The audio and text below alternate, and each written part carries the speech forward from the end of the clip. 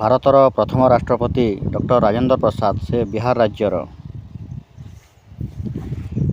ଦ୍ୱିତୀୟ ରାଷ୍ଟ୍ରପତି ଡକ୍ଟର ସର୍ବପଲ୍ଲୀ ରାଧାକୃଷ୍ଣ ସେ ତାମିଲନାଡ଼ୁ ରାଜ୍ୟର।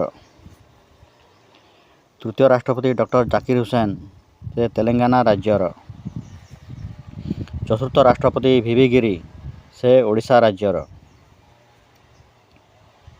ପଞ୍ଚମ ରାଷ୍ଟ୍ରପତି ଫଖରୁଦ୍ଦିନ ଅଲି ଅହମଦ ସେ ପୁରୁଣା ଦିଲ୍ଲୀ ରାଜ୍ୟର। ଷଷ୍ଠ ରାଷ୍ଟ୍ରପତି ନୀଲାମ ସଞ୍ଜୀବ ରେଡ୍ଡି ଆନ୍ଧ୍ରପ୍ରଦେଶ ରାଜ୍ୟର। ସପ୍ତମ ରାଷ୍ଟ୍ରପତି ଜ୍ଞାନୀ ଜେଲ ସିଂ ପଞ୍ଜାବ ରାଜ୍ୟର। ଅଷ୍ଟମ ରାଷ୍ଟ୍ରପତି ରାମାସ୍ୱାମୀ ଭେଙ୍କଟରମଣ ସେ ତାମିଲନାଡ଼ୁ ରାଜ୍ୟର। ନବମ ରାଷ୍ଟ୍ରପତି ଶଙ୍କର ଦୟାଲ ଶର୍ମା ସେ ମଧ୍ୟପ୍ରଦେଶ ରାଜ୍ୟର। ଦଶମ ରାଷ୍ଟ୍ରପତି କେ ଆର୍ ନାରାୟଣ ସେ କେରଳ ରାଜ୍ୟର।